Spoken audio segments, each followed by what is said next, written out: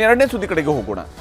ನಿಲ್ಲುತ್ತಲೇ ಇಲ್ಲ ರಾಸುಗಳ ಮೇಲೆ ದಾಳಿ, ಮೂಕ ಹಸುಗಳ ಮೇಲೆ ಇದೆಂಥ ಕೃತ್ಯ, ಸಾಮರಸ್ಯಕ್ಕೆ ಬೀಳ್ತಿದೆಯಾ ಪೆಟ್ಟು. ಇದುವೇ ಚದುರಂಗದ ಎರಡನೇ ಸ್ಟೋರಿ, ಗೋವಿನ ಮ್ಯಾಲ್ಯಕ್ಕೆ ದಾಳಿ.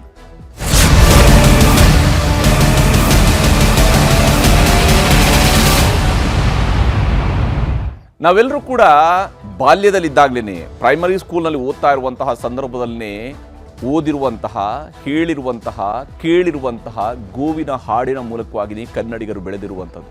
ಕನ್ನಡಿಗರೆಲ್ಲರೂ ಕೂಡ ಬೆಳೆದಿರುವಂಥದ್ದು ಗೋವಿನ ಹಾಡನ್ನು ಕೇಳ್ತಾನೆ. ಧರಣಿ ಮಂಡಲ ಮಧ್ಯದೊಳಗೆ ಮೆರೆಯುತ್ತಿಹ ಕರ್ನಾಟಕ ದೇಶದಲ್ಲಿ ಮೆರೆಯುತ್ತಿಹ ಕರ್ನಾಟಕ ದೇಶದೊಳ್ ಕಾಳಿಂಗನೆಂಬ ಗೊಲ್ಲನ ಪರಿಯ ನಾನಿಂತು ಪೇಳುವೆನು ಅಂತೇಳಿ. ಆ ರೀತಿಯಾಗಿ ಇರುವಂತಹ ರಾಜ್ಯ ನಮ್ಮದು. ಗೋವಿನ ಹಾಡನ್ನು ಕೇಳ್ಕೊಂಡು ಬೆಳೆದಿದ್ದೀವಿ, ಪುಣ್ಯಕೋಟಿಯ ಕಥೆಯನ್ನು ಕೇಳ್ಕೊಂಡು ಬೆಳೆದಿದ್ದೀವಿ. ಆದರೆ ಇದೇ ಪುಣ್ಯಕೋಟಿಯ ನಾಡಿನಲ್ಲಿ ಗೋವಿನ ಮೇಲೆ ನಿರಂತರವಾದಂತಹ ದಾಳಿ ನಡೀತಾ ಇದೆ. ಗೋವುಗಳ ಕಳ್ಳ ಸಾಗಾಟ ಅವೆಲ್ಲವೂ ಅಲ್ಲ ಇದು. ಇದು ಗೋವುಗಳು, ಮೂಕ ಪ್ರಾಣಿಗಳ ಮೇಲೆ ನಡೀತಾ ಇರುವಂತಹ ಅಟ್ಟಹಾಸ. ಇದು ರಾಜ್ಯದಲ್ಲಿ ಗೋವಿನ ಮೇಲಿನ ಅಟ್ಟಹಾಸ ನಿಲ್ತಾನೇ ಇಲ್ಲ. ರಾಜ್ಯದುದ್ದಕ್ಕೂ ಪದೇ ಪದೇ ದಾಳಿ ನಡೀತಾ ಇದ್ದಾವೆ, ಕುಕೃತ್ಯಗಳು ನಡೀತಾ ಇದ್ದಾವೆ. ಹಸುಗಳ ಮೇಲಿನ ಈ ದಾಳಿಗೆ ಕೊನೆಯೇ ಇಲ್ವಾ ಅನ್ನುವಂತಹ ಪ್ರಶ್ನೆ ಈಗ ಮೂಡ್ತಾ ಇರುವಂಥದ್ದು. ಎಷ್ಟು ದನಗಳ ಮೇಲೆ ಈ ರೀತಿಯಾದಂತಹ ಒಂದು ದಾಳಿಯನ್ನು ಮಾಡ್ತೀರಿ? ಹಾಗಾದರೆ ಯಾರಿವರು ಅಂತ ಹೇಳಿ. ಯಾರೋ ಒಬ್ಬ ಬೆಂಗಳೂರಿನಲ್ಲಿ ಹಸುಗಳ ಕೆಚ್ಚಲನ್ನು ಕೊಯ್ತಾನೆ, ಆತ ಬಿಹಾರದಿಂದ ಬಂದಂಥವನು, ಮಾನಸಿಕವಾಗಿ ಸ್ವಲ್ಪ ಅಸ್ವಸ್ಥನಂತೆ ಇದ್ದ, ಈ ರೀತಿಯಾದಂತಹ ಮಾತುಗಳು ಬಂದವು. ಆದರೆ ನಿಜಕ್ಕೂ ಏನಾಗ್ತಾ ಇದೆ ಹಾಗಾದರೆ?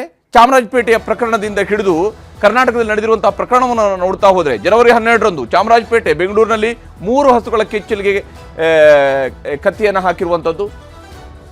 3 ಹಸುಗಳ ಕೆಚ್ಚಲನ್ನು ಕತ್ತರಿಸ್ತಾರೆ. ಜನವರಿ 16ರಂದು ನಂಜನಗೂಡಿನ ಮೈಸೂರಿನಲ್ಲಿ ಕರುವಿನ ಬಾಲಕ್ಕೆ ಮಚ್ಚಿನಿಂದ ಹೊಡೆದು ಆ ಬಾಲವನ್ನೇ ಕಟ್ ಮಾಡಿರುವಂತಹದ್ದು. ಅಂದ್ರೆ ಯಾರು ಬೇಕಂತಲೇ ಮಾಡ್ತಾ ಇರುವಂತಹ ಕೃತ್ಯದ ರೀತಿಯಲ್ಲಿ ಗೋಚರಿಸ್ತಾ ಇಲ್ವಾ ಇದು ಅಂತ ಹೇಳಿ? ಹೇಗೆ ಸಾಧ್ಯ? ಒಂದಾದ ಮೇಲೆ ಒಂದು ಘಟನೆಗಳು. ಜನವರಿ 12ಕ್ಕೆ ಒಂದಾಗುತ್ತೆ, ಜನವರಿ 16ಕ್ಕೆ ಆಗುತ್ತೆ. ಅದಾದ್ಮೇಲೆ ಜನವರಿ 19ರಂದು ಹೊನ್ನಾವರದಲ್ಲಿ, ಉತ್ತರ ಕನ್ನಡದಲ್ಲಿ ಗರ್ಭಧರಿಸಿದ್ದ ಹಸುವಿನ ತಲೆ ಕಡಿದು ವಿಕೃತಿಯನ್ನ ಮಾಡ್ತಾನೆ. ಆತನನ್ನು ಅರೆಸ್ಟ್ ಮಾಡಿದ್ದಾರೆ. ಆಮೇಲೆ ಆತನನ್ನು ಗುಂಡು ಹಾರಿಸಿ ನಂತರ ಅರೆಸ್ಟ್ ಮಾಡ್ತಾರೆ. ಜನವರಿ 29 ಬ್ರಹ್ಮಾವರದಲ್ಲಿ, ಉಡುಪಿಯ ಬ್ರಹ್ಮಾವರದಲ್ಲಿ ಗೋವಿನ ಬಾಲವನ್ನು ಕತ್ತರಿಸಿದ್ದಾರೆ. ಇಲ್ಲೂ ಕೂಡ ಬಾಲವನ್ನು ಕತ್ತರಿಸಿರುವಂಥದ್ದು. ಅದು ಮಾಸುವ ಮುನ್ನವೇ ಜನವರಿ 30ರಂದು ಮೈಸೂರಿನ ಜಯಪುರದಲ್ಲಿ ದೇವರ ಗೋವಿಗೆ ಮಚ್ಚಿನ ಏಟನ್ನು ಹಾಕಿದ್ದಾರೆ. ಆ ಒಂದು ಗೋವಿಗೆ ಅಲ್ಲೂ ಕೂಡ ದಾಳಿಯನ್ನು ನಡೆಸಿರುವಂಥದ್ದು, ಮಚ್ಚಿನಿಂದ ಹೊಡೆದಿರುವಂಥದ್ದು, ದೇವರಿಗೆ ಬಿಟ್ಟಿರುವಂತಹ ಎತ್ತಿಗೆ ಈ ರೀತಿಯಾಗಿ ಹೊಡೆದಿರುವಂಥದ್ದು. ಈ ರೀತಿಯಾಗಿ ಹಾಗಾದ್ರೆ ಯಾವ ಸ್ವರೂಪದಲ್ಲಿ ಇದು ನಡೀತಾ ಇದೆ? ಗೋವಿನ ಮೇಲಿನ ದಾಳಿಗೆ ಕೊನೆಯೇ ಇಲ್ವಾ ಅನ್ನುವಂತಹ ಪ್ರಶ್ನೆ ಸಹಜವಾಗಿಯೇ ಮೂಡುವಂಥದ್ದು. ಜನವರಿ ತಿಂಗಳಿನಲ್ಲಿ ಇದ್ದಕ್ಕಿದ್ದಂತೆ ಶುರುವಾಗಿರುವಂಥದ್ದು ಗೋವುಗಳ ಮೇಲೆ ದಾಳಿ.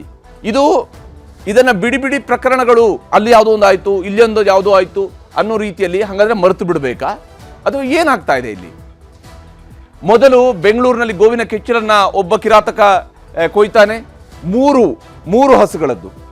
ಜನವರಿ 12ರಂದು ಬೆಂಗಳೂರಿನ ಚಾಮರಾಜಪೇಟೆಯಲ್ಲಿ ಈ ಪ್ರಕರಣ ದಾಖಲಾಗುತ್ತೆ, ಪ್ರಕರಣ ನಡೆಯುತ್ತೆ. 3 ಹಸುಗಳ ಕೆಚ್ಚಲು ಕೊಯ್ತಾರೆ. ಕಳೆದ 18 ದಿನಗಳಲ್ಲಿ 5 ಪ್ರತ್ಯೇಕ ಪ್ರಕರಣಗಳಲ್ಲಿ ಗೋವುಗಳ ಮೇಲೆ ದಾಳಿಗಳಾಗಿದ್ದಾವೆ.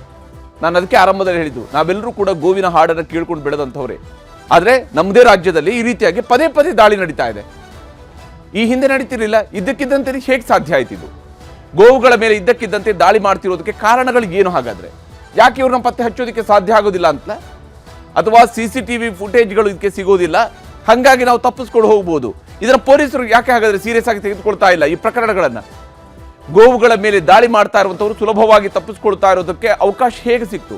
ಈಗ ಅಲ್ಲಿ ಹಸುವಿನ ಆ ಕರುವಿನ ಬಾಲ ಕಟ್ ಮಾಡಿದಿರುವಂಥದ್ದು, ಇಲ್ಲಿ ಮಚ್ಚಿನಿಂದ ಹೊಡೆದಿರುವಂಥದ್ದು, ಇಂತಹ ಪ್ರಕರಣಗಳು ಹೇಗೆ ನಡೆಯೋದಕ್ಕೆ ಸಾಧ್ಯ ಆಗತ್ತೆ? ಮತ್ತು ಇವರು ತಪ್ಪಿಸ್ಕೊಳ್ಳುತ್ತ ಹೋಗ್ತಾ ಇರೋದು ಎಲ್ಲಿಗೆ? ಪೊಲೀಸರ ಭಯ ಇಲ್ಲದೆ ಗೋವುಗಳ ಮೇಲೆ ದಾಳಿ ಮಾಡಿ ಪರಾರಿ ಆಗ್ತಾ ಇದ್ದಾರಾ? ಯಾಕೆ ಇಂಥವ್ರನ್ನ ಹಿಡಿಯುವಂಥ ಕೆಲಸ ಆಗ್ತಾ ಇಲ್ಲ? ಹಿಡಿತಾ ಇಲ್ಲ ಅಂತ ಹೇಳಿ ಆದರೆ ಇನ್ನಷ್ಟು ಗೋವುಗಳ ಮೇಲೆ, ಯಾಕಂದರೆ ಗೋವುಗಳನ್ನ ಎಲ್ಲರೂ ಕೂಡ ಏನು ಕೊಟ್ಟಿಗೆಯಲ್ಲಿ ಬಹಳ ಭದ್ರತೆಯಲ್ಲಿ ಯಾರು ಕಟ್ಟಿ ಹಾಕಿರೋದಿಲ್ಲ. ಎಲ್ಲೆಲ್ಲೋ ಬಂದು ಈ ರೀತಿಯಾಗಿ ದಾಳಿ ಮಾಡ್ತಾರೆ ಅಂತ ಹೇಳಿದ್ರೆ ಏನಿದರ ಅರ್ಥ? ಹಾಗಾದರೆ ಈ ಕಿರಾತಕರ ಟಾರ್ಗೆಟ್ ಏನು? ಯಾವ ಕಾರಣಕ್ಕಾಗಿ ಈ ರೀತಿಯಾಗಿ ಮಾಡ್ತಿದ್ದಾರೆ? ರಾಜ್ಯದಲ್ಲಿ ಜನರ ನಡುವೆ ಅಪನಂಬಿಕೆ ಹುಟ್ಟಿಸೋದಕ್ಕೆ ಕೃತ್ಯ ಎಸಗಲಾಗ್ತಾ ಇದೆಯೇ? ಯಾರೋ ಮಾಡಿದ್ರು, ಅವ್ರು ಮಾಡಿದ್ರು, ಇವರು ಮಾಡಿದ್ರು ಅಂತೇಳಿ ಬೇಕಾದಂಥ ಆರೋಪಗಳನ್ನು ಮಾಡ್ತಾರೆ. ಬೇಕು ಅಂತಲೇ ಹಾಗಾದರೆ ಅಶಾಂತಿಯನ್ನು ಸೃಷ್ಟಿಸುವಂಥದ್ದು ಇವರ ಉದ್ದೇಶನ?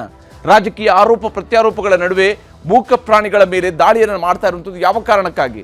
ರಾಜ್ಯದಲ್ಲಿ ರಾಜಕೀಯವಾಗಿ ಏನೇನು ನಡೆದಿದೆ, ಆದರೆ ಮೂಕ ಪ್ರಾಣಿಗಳ ಮೇಲೆ ಈ ರೀತಿಯಂಥ ದಾಳಿ ನಡೆಸೋದಕ್ಕೆ ಕಾರಣ ಏನು?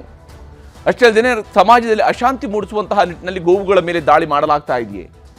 ಜನರ ನಡುವೆ ಅಪನಂಬಿಕೆ ಬೆಳಿಬೇಕು, ಅಶಾಂತಿ ಮೂಡಬೇಕು, ಅದು ಆ ಉದ್ದೇಶ ಅಲ್ಲದೆ ಹೋಗಿದ್ರೆ ಏಕಾಏಕಿ ಈ ರೀತಿಯಾಗಿ ದನಗಳ ಮೇಲೆ ದಾಳಿಯನ್ನು ಯಾರು ಮಾಡ್ತಾ ಇದ್ದಾರೆ, ಗೋವುಗಳ ಮೇಲೆ ದಾಳಿಯನ್ನು ಯಾರು ನಡೆಸ್ತಾ ಇದ್ದಾರೆ? ಒಂದು ಸಮುದಾಯವನ್ನು ಟಾರ್ಗೆಟ್ ಮಾಡಿಕೊಂಡು ನಡೀತಿರುವಂತಹ ಕೃತ್ಯಗಳ ಇವು. ಒಂದೋ ಜನರ ಭಾವನೆಯನ್ನು ಕೆರಳಿಸಬೇಕು ಅಂತ ಮಾಡಿರಬೇಕು, ಅಥವಾ ಇನ್ನೊಂದು ಸಮುದಾಯದ ಬಗ್ಗೆ ಅಪನಂಬಿಕೆ ಬರಬೇಕು ಅಂತ ಮಾಡಬೇಕು. ಯಾರು ಇವರು ಅಂತೇಳಿ ಇವ್ರನ್ನ ಪತ್ತೆ ಹಚ್ಚುವಂಥದಕ್ಕೆ ಯಾಕೆ ಸಾಧ್ಯ ಆಗ್ತಾ ಇಲ್ಲ? ಸಾಮರಸ್ಯದ ಬದಲು ಕಿಚ್ಚು ಹೊತ್ತಿಸುವಂತಹ ಇಂಥ ಕೃತ್ಯಗಳಿಗೆ ಕೊನೆಯೇ ಇಲ್ವಾ? ಸರ್ಕಾರ ಇದನ್ನ ಎಲ್ಲೋ ಒಂದು ಪ್ರಕರಣ ನಡೆದಿದೆ, ನಾವೇನ್ರಿ ಮಾಡೋಕ್ಕಾಗತ್ತೆ ಅನ್ನೋ ರೀತಿಯಲ್ಲಿ ನೋಡುವಂಥದ್ದಲ್ಲ. ಇಂತಹ ಪ್ರಕರಣಗಳು ನಡೆದಾಗ ಸರ್ಕಾರ ಮೊದಲು ಎಚ್ಚೆತ್ತುಕೊಳ್ಳಲೇಬೇಕಾಗತ್ತೆ. ಇಲ್ಲದೆ ಹೋದ್ರೆ ಇಂತಹ ಪ್ರಕರಣಗಳು ಪದೇ ಪದೇ ಮರುಕಳಿಸಬಹುದು.